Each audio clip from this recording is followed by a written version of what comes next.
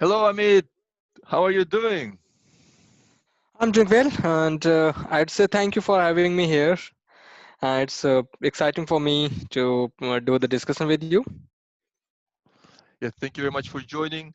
The goal of our discussion today is to learn about Amit and his interesting projects. He's running several very interesting projects in parallel, and you must have either seen his YouTube video or seen his Salesforce blog, or maybe even his Udemy course.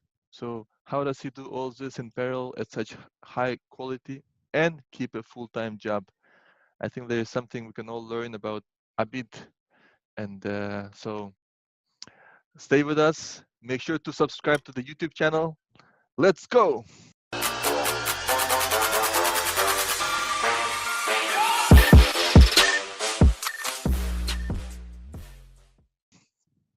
All right, Amit, first, tell me about yourself. How would you describe yourself? Yeah, so basically, I started my journey in January, early January 2015, as a Salesforce intern. There in a very small company in India, which is Asteria IT Services. I must say that this company has given me the boost to my career because I've learned a lot from there, like all ins and outs about Salesforce. The best thing that I got from there is a base, which every fresher requires. But when I started my career there in 2015, for the first 1 month, thought of quitting my job and then going for the higher education, like doing the masters.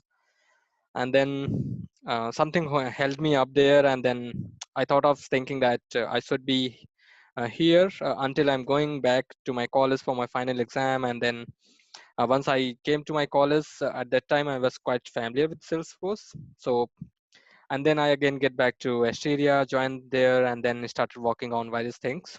So, but most of the project that I worked in Asteria were integration projects. So that's why I love to integrate most of the platform with Salesforce using the various ways like coding or using some different tools. Like we have got Mulesoft, Tailend, we have got Delbumi, then we have got some Jitterbit Studio as well.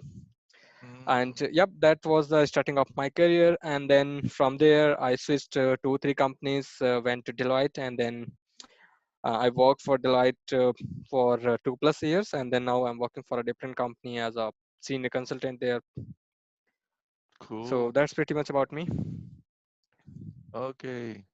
I thought you would also mention about your different projects, but let's start with the one that you're most passionate about.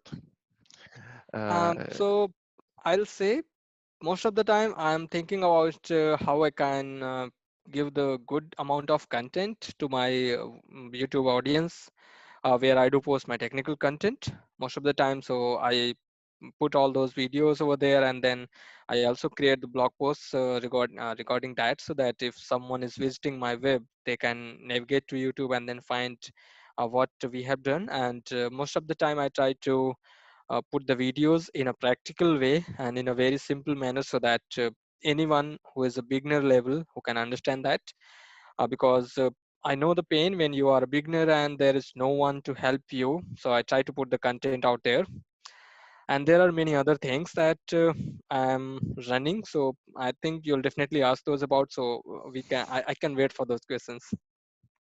okay. Yeah, let's stay on the YouTube topic because you run a very successful YouTube channel due to the number of subscribers. Yeah, the easiest indicator. You have, I forgot how many, 10,000 subscribers?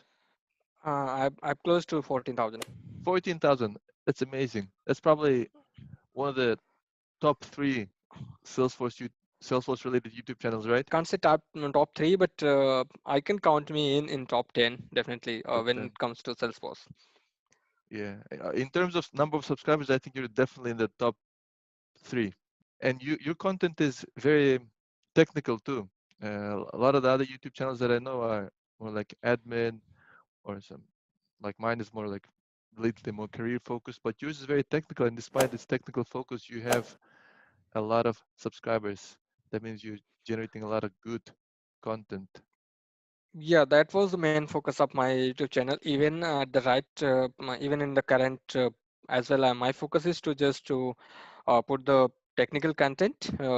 It might be related to Salesforce admin, where we have some steps like setting up the omni channels, entitlements, and some other advanced level concepts that most of the bloggers or YouTubers don't put into their channels. So I'm trying to figure out those topics and then put those so that the person who wanted to learn actually learn Salesforce, as either they wanted to make their career as a Salesforce developer, or they wanted to make their career as a Salesforce admin, they can go ahead and that I just wanted to make my YouTube channel as a one stop for Salesforce admin and Salesforce developer when they are at a beginner level or they are at a intermediate level.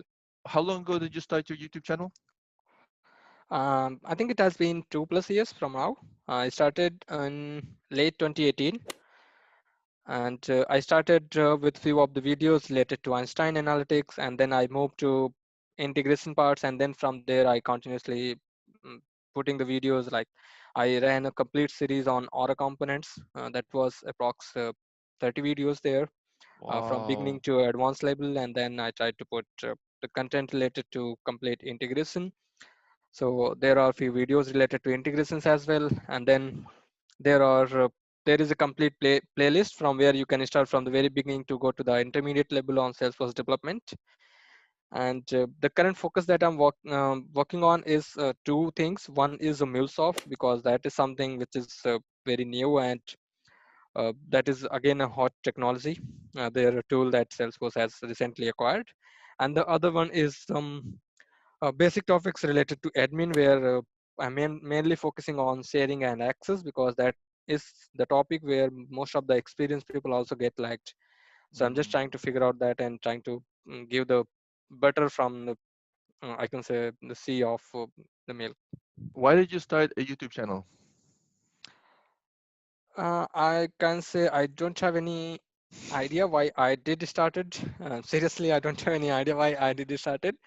But that is definitely beneficial. Most of when I started, I just wanted to see like how I can I go there and then present to the audience. Basically, the most nightmare for me was even in my college days, and when I joined Asteria, that was also speaking in front of audience. So that was the biggest nightmare for me. So I was just trying to uh, get familiar with the audience. So at that time I started, because I don't have to face anyone, I don't have to see any angry faces or the wired faces that they usually make when you are presenting in front of audience. So I just tried to present myself there, and then I got a good response. People were saying that the way you present the things, that is good and understandable. So I thought of taking it to the next level, and the result is here. Wow. Why do you like making YouTube videos so much? Is it just they force you to learn something, or is it because you get feedback and that excites you, or or you just like to see your number of So subscribers grow? basically, I want people to learn. I have like I know that there are many YouTube channels which are uh, parallelly having more YouTube subscriber. They have also have good content. But what I want is whenever the people, even if a single people come to me and then say that they are learning or they are enjoying the content, and they sometimes they used to suggest me like this is the topic that uh, there is no content out there, or there is that is hardly to understand with the content which is available there.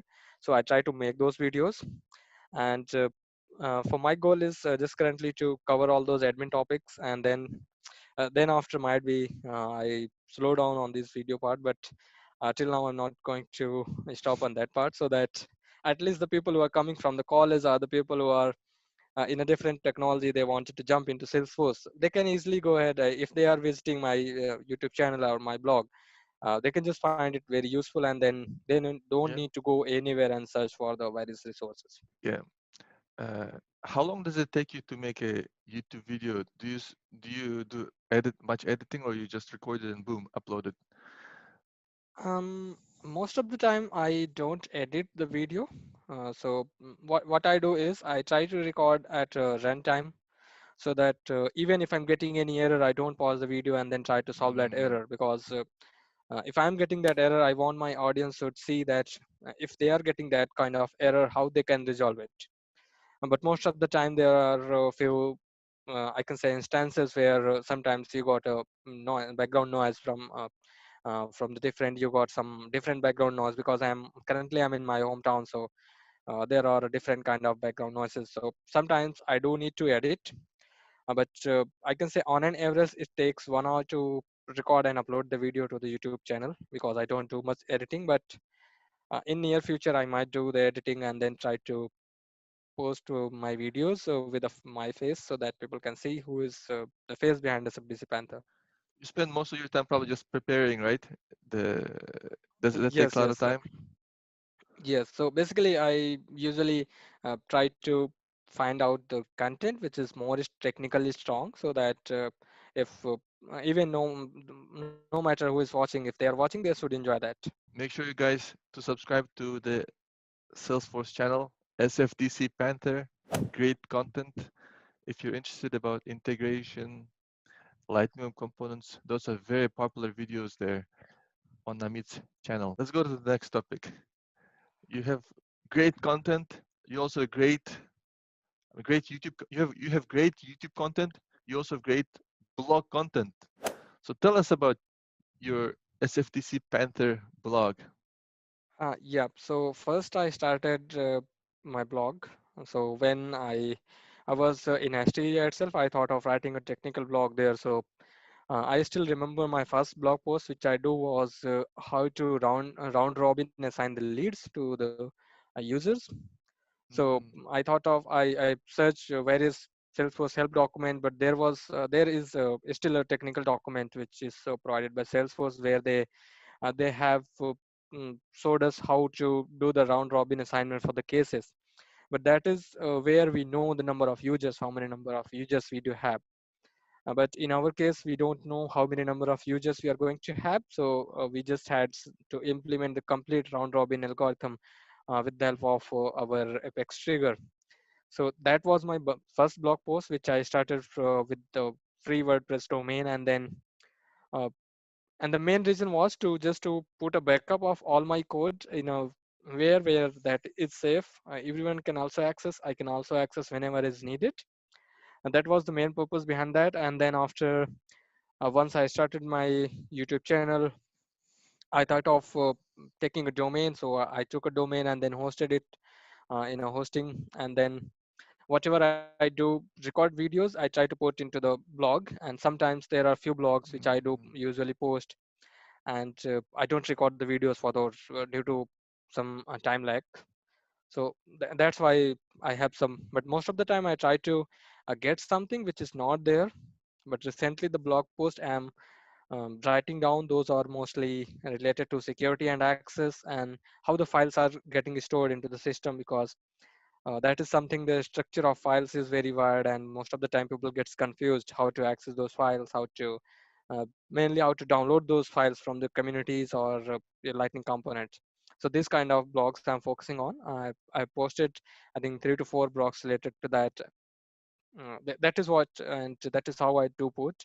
But nowadays I also have a personal live org where I do take the backup, so that most of the time if I don't want to access my blog, I can access it, because in client network you cannot access Mm. some of the URLs, those are blocked. So that's a best way to access our Salesforce org and then get the code from there. Do you spend more time on YouTube or on the blog?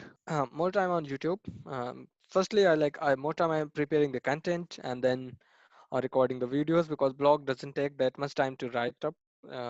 If you have the content prepared over there in PowerPoint, you can just quickly do the copy paste and then Mm. stay in some text. So blog doesn't take that much time, but preparing the content and recording the videos, and then developing if there is any code, or if you are doing the Salesforce admin work, then setting up all those things in a fresh environment, so that user can see what are all the steps, and we don't need to skip those scripts, because most of the time the video I do watch is what people do is they already have the complete setup, and then they quickly just so go there and then say that this is the step, this is what you need to do.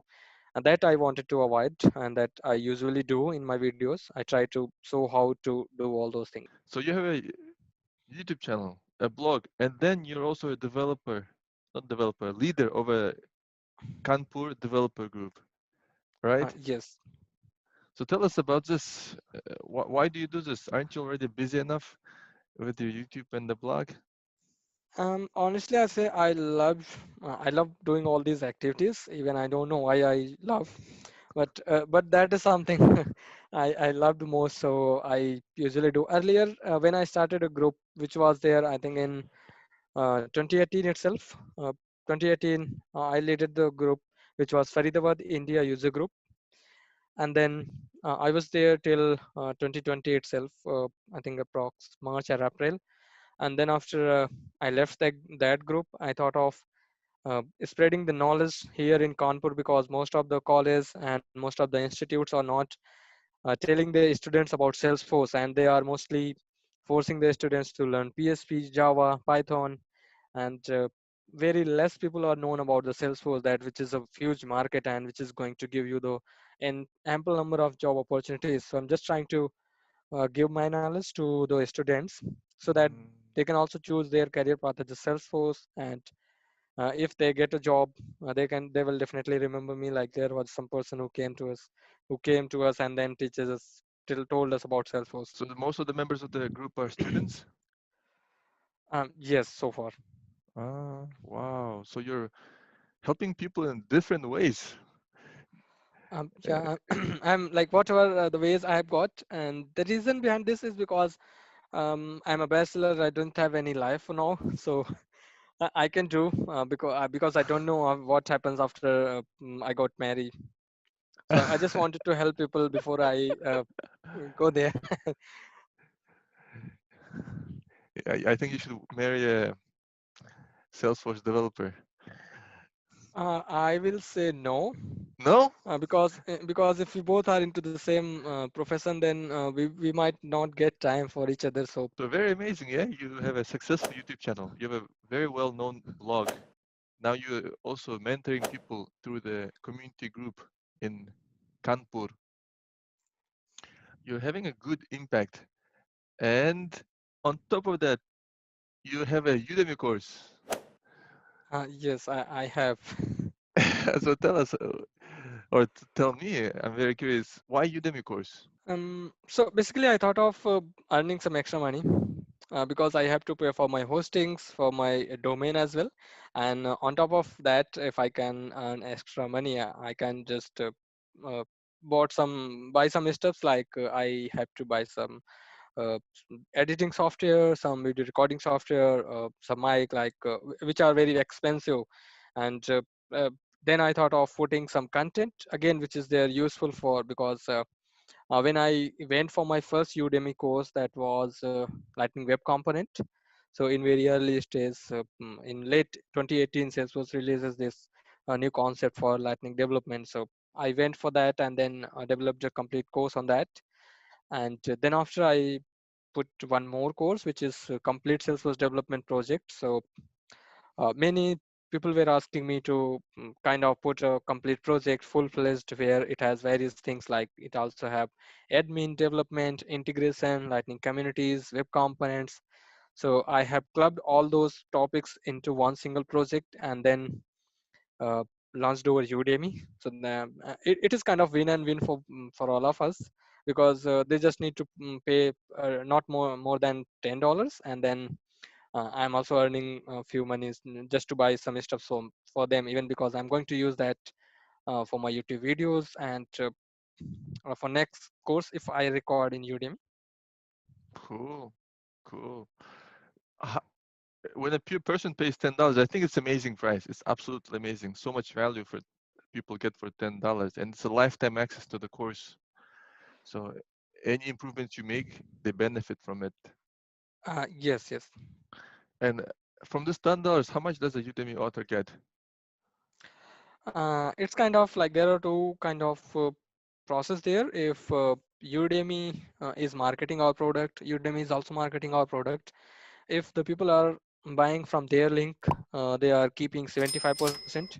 Uh, And if the people are buying from our link that we do generate, unfortunately we can only generate 3 links for a month. And mm, if people buy from our link, we do get 95%.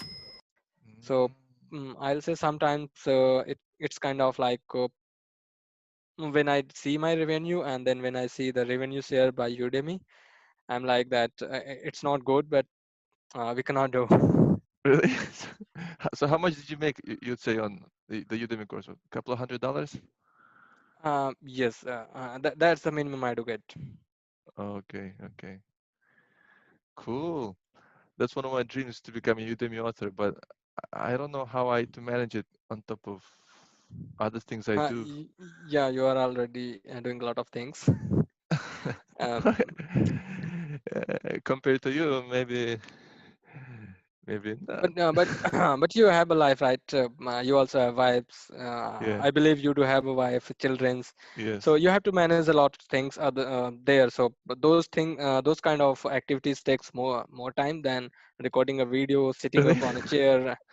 So and that I can definitely understand, because most of my friends got married, and I'm the only one who is free right now and enjoying my life. So I'm just waiting, like till when I can be free. Cool, cool. I think you're a role model for many, because a lot of people, young people I know, they spend their time playing PlayStation, uh, FIFA, or traveling, or just partying with friends. You're spending your free time like advancing your technical knowledge, becoming a more valuable professional. So I hope all of you take direction. Look up to Amit. I wish I was like you when I was your age. How old are you? You're 25? I'm 26. 26? Wow, very cool. So on top of all this, you have a full-time job. Yes, I do have. And tell us about, what is it like to be a Salesforce developer in India? Like, what are the hours like? Is it difficult to get a Salesforce developer job? If you are a fresher, uh, then it might be difficult for you to get a Salesforce job, because as a fresher, you don't know how the Salesforce functions and what are all the functionalities, what are the various areas where Salesforce can work for. But here in India, what happens is, if you, as a fresher, if you are going for a job, what they usually do is they try to ask you everything. Like they kind of looking for a Robin Hood developer, where if you are a tree of an apple, you should be having the fruits for papaya, you should be having the fruits for mango as well. So it's kind of hard for the for the people who are fresher at a fresher level to get a job. But once they do get a job, they can easily switch their job, because now they have got a path, and then they are only working for Salesforce. But in India, when you talk about Salesforce admin, so there is no one who can say that they are Salesforce admin, No one in no because Salesforce admins in India, yeah? yes, yes. So if you are, even if you are an admin, you have to do the development work, you have to do the deployment, you have to talk to the clients, take the requirements, and design all the object structures. And if there is anything comes up or additional thing that you need, then again go back to the client. So all kind of things that you have to do. I think at one point it is not good, but once you get into industry, that is very good for anyone, because in a career level, that is definitely going to help everyone. Yeah, yeah, that's tremendous expectations from a Salesforce professional, that they're just a Swiss knife, Mm, yes. Robin Hood developer, as you call it. That's why I think American companies want to bring in developers from India, because the limitless uh, Yeah, talent they even of like even the what they can do. even the even the working hours, like there is on paper it is 9 to 6, sometimes it is 11 to 9, sometimes it is 12 to 1, based on the shift, like UK, US, or Indian shift. But that is only on paper. You might need to work from 9 to 6, or you might need to work on 9 to 9. Sometimes you need to work on full time, and sometimes you are doing a dinner and your phone rings and you got a call from your boss, you have to work, uh, leave that meal in the middle. So that's kind Really? of life a developer live in here in India. And I don't know, like, when or who was the person who set this up for the foreign clients, like for the US people, UK people, like that Indian people can work anytime. That kind of system that I hate the most in India, because if you have the working hours, you should be working on only those working hours, because the rest is your personal life. You can do anything, whatever you want. Hmm. Hmm. But most So of the companies in India does the same, does follow the same process, where they really, give you on paper working hours, but those are just for the on papers. for, and there is reality working hours. Yes. So in reality, how many hours? What is it like? 9 to 8 or something on average? Nine to. Most of the time, it completely depends on the projects. But if you're working on 9 to 6, then you can say that you must need to stretch 9 to 8, at least 2 hours. Really? You will At definitely least two go to hours? 9 to 8. Yes, yes, Uh, definitely you have to do. No matter if you have ample number of work, you are overloaded with the work. That doesn't matter. You must need to stay there at least 2 hours. The reason is that US people don't get into the call early their morning. They only come at 9 a.m. or 9:30 a.m. And for that we have to wait. We cannot say that you have to uh, take a call within our working time. We cannot say with that, because those are the clients, and those are paying us, and then after we are getting our salary, so we have to stay there for minimum 2 hours. And then after, if there is anything which is urgent that comes up, then you cannot go anywhere from your seat. You have to do that work and then go to your home. Or if you're going your wow. home, then turn your laptop on in your home and then do that work. So let's say you working 9 a.m. to 8 p.m. and then you have to get home and then just have a little time left for dinner and your personal projects. Yeah, so I basically work on a timing which is 1:30 to 9. Uh, So mine is kind of overlapping some US shift, where we do have a call with the US people, and then we hand over what we have done, and then they are working. Luckily, in this project, I don't have to do any single minute work, overtime work, because mm, mm, the lead the on-site lead that we have he's very restrict about the uh, working hours. If your working hours are 11 to 9, then you don't need to even be online at 9:1. So mm. that's good for me and all the rest of the team who are working with me. But most of the time, yes, you had to work. Earlier, in my earlier project, I was doing the same. I had to work till 10 p.m. And that was the bare minimum I had to work every night. 9 a.m. till 10 p.m. Yes. Wow. And there is no overtime pay, right? It's just pay. Yes, that's the funny part. You will only get pay for 9 to 6.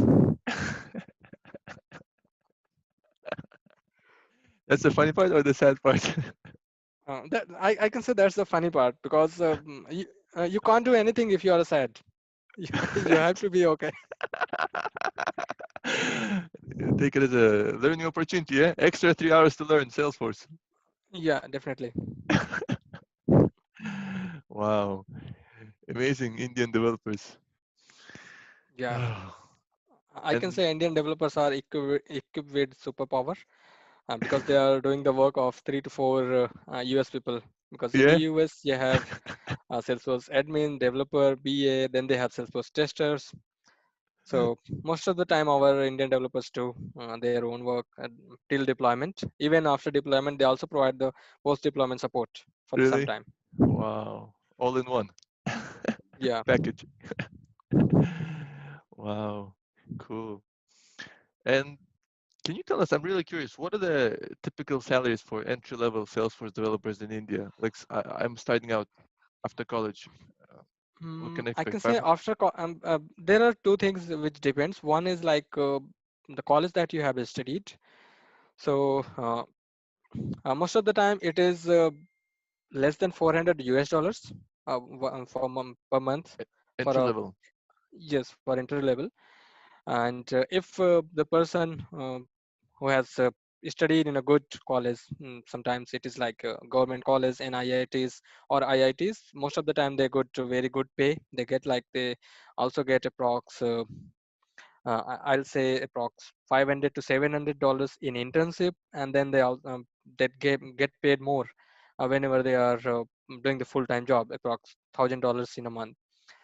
If I talk about me, I was from a very new college, the third batch from my college, and I got 5,000 per month till 6 month, and then after my salary got revised to 15,000. So I started from a very bare minimum.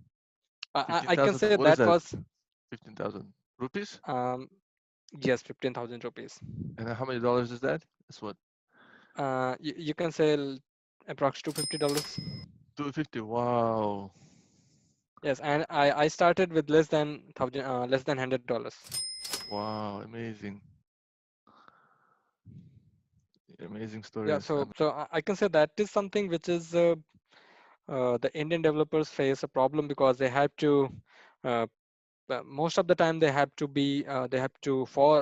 stay far away from their hometown, and then if they are getting uh, $300 or $400 in a month, that is not enough for their living, because they have to pay the rents, they have to pay the light bills, and then they also have to feed themselves, and then sometimes it's definitely everyone wants to go out and then do some uh, chill with their friends. So that is not enough, but I'm not sure when companies will understand, because we can't do anything.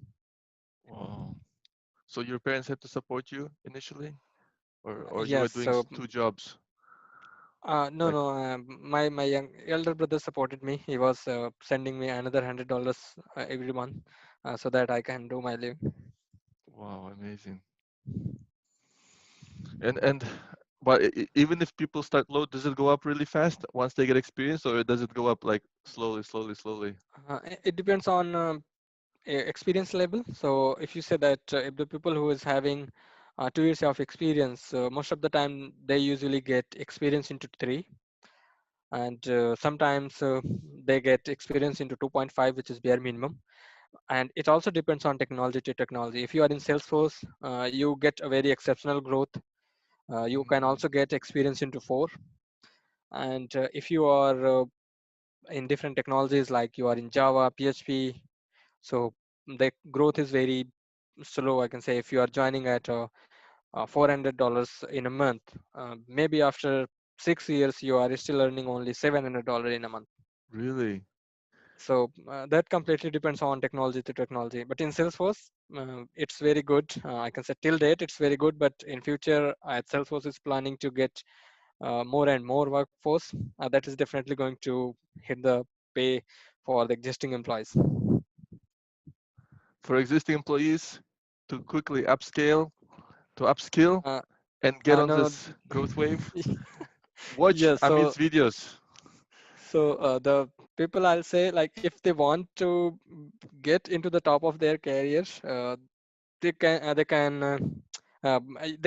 do anything to increase their salaries, to get a good amount of salary, because what my analysis is, after 2 years there is definitely going to be a lot of workforce in India which is working on Mm, Salesforce. Then you will not get paid more, then you have to mm, settle down whatever you are getting, because what happens if there is only one vacancy which is opening for a Salesforce developer, companies usually interview at least minimum 10 candidates. And if you are asking, if I say in general, if you are asking $1,000 per month, definitely there will be someone who will say that I can do the same work in $500 per month. So that is definitely going to happen in coming couple of years. And that's what my understanding is. I'm not sure if that is going to be correct, but seeing the current trend, because uh, many people in Salesforce are now complaining that they are not getting better salaries as per their experience. really? So yeah, people have started complaining those, because of the new workforce. And it started when Salesforce introduced Lightning Web Component, because that is something full stack developer can easily develop. Mm. And that's why Salesforce introduced it. So that, I could say yes. The reason was to increase the workforce, and mhm, that was the best way to introduce some kind of technology people have. So full stack developer definitely have knowledge about how to develop the JavaScript, HTML, how to use React, JS, how to use other JavaScripting framework. They don't need to learn more. They just need to see how to write the Apex code. I think that is very easy for them to just query the data, and then they can easily learn with the job. I mean, so you've done a lot, uh, even though you're 25. More, what more can a Salesforce developer achieve in their career? What is your next steps? Um, Honestly speaking, my next step is to be system architect. So I'm Mm, working on that. I have appeared for, there is only one certificate which is left, that is Identity Access and Management Designer. So I prepared for that. I appeared into that exam and then got failed once. So I'm again working on that part. So that is my goal for 2021. Might be I fail. I fail again on that, but I'm definitely going to get that in 2021. And I have few plans to visit foreign countries, like not permanently, but there is like I wanted to visit Switzerland, New Zealand, London, US, Australia, and yep, these are the few countries which I have in my mind I wanted to visit in near future. So might be starting visiting from 2022. So cool. that might be the era from where I get slow down for putting the videos and blogs. Have you visited any countries outside India yet? Not now. Last year, I planned to visit Dreamforce, but unfortunately, my visa got rejected twice, so I was not there.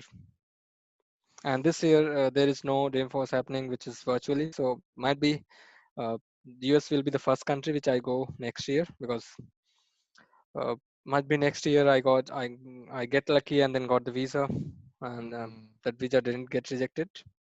I hope you get the visa. It's so surprising. Why they would reject a visa for someone who's a Um, Salesforce US blogger, YouTuber?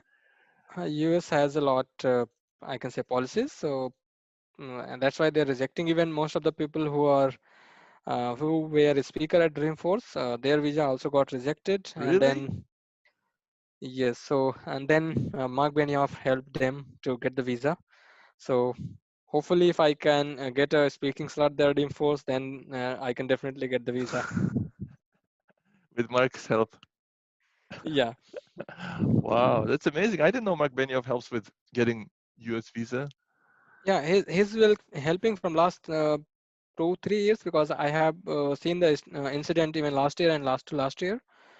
So people from India get selected into the Dreamforce speaker, and then their visa got rejected, and then they tweeted Mark Benioff in the Twitter, and then added some Salesforce handles as well, and then somehow they luckily got the visa after Mark Benioff did something from US. Really? Do you know what he did? Yeah, Does he write a letter to the ambassador, or does he have a uh, like a Salesforce lobbyist calling the might be senators? uh, might be he have done. I don't know what he did, but yeah. Wow, that's Uh, really cool. Mark Benioff, if you're watching this video, well done for helping Salesforce developers visit US to be a Dreamforce speakers. I think that's amazing. Yeah. He's too busy with his product, I'm sure. But if he gets some time to watch this video, that's amazing. Cool. And you mentioned you want to be a system architect. Why? Because that is something. If you have both the like both the title, like application and system architect, when you go for any job, most of the time companies in India, basically they are looking for the people who have that title. They are not looking for the knowledge these days. So most of the Really? companies are looking. They're looking for a title? Most of the companies are doing that. They are looking for the title, people who have the title. But for me, I can say it is something which is the benchmark for CTA if I wanted to go in future, in near Mhm. future. So far I don't have any plan, but if I wanted to go in near future, I will have the stage set. I can just start preparing for CTA. That is something I have. And then in system architect, there are few certificates which are very close to me, I can say, in terms of terminology and technology, because there is one which is identity. And that's why I'm putting all those videos related to sharing and access. and there is one which is integration related. So I love to do the integration, all those things. Good luck next year in visiting a new country. Good luck next year in becoming a system architect. I look Thank you. forward to seeing Salesforce blogs and YouTube videos about those things. Yeah, definitely. I'm planning to put some videos for identity and access. First, I'm just trying to clear that exam so that people don't point me out like you didn't have that title, but you are saying that you can watch my videos. All right, Amit. Thank you so much for your time. Have a nice rest of the day.